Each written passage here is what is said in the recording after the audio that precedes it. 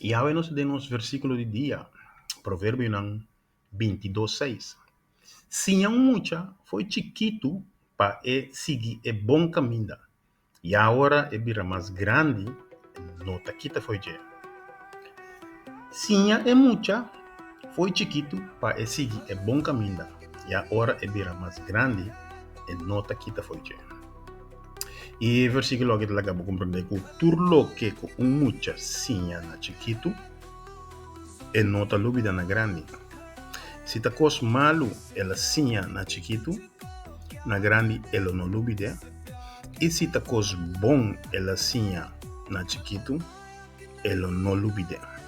Ou seja, que é opção que nós temos de dar é bom ensinança na é muito chiquito.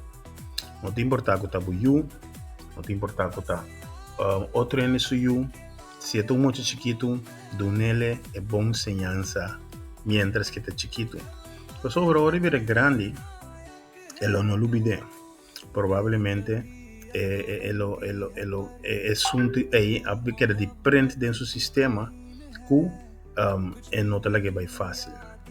Tá hora que nós não damos suficiente tarefa, ou suficiente exemplo, ou suficiente educação na chiquito, é hora aí que dá abrir para rádio, televisão, para qualquer outra forma, qualquer outro meio, Facebook, Instagram, etc., para não haver influência riba de.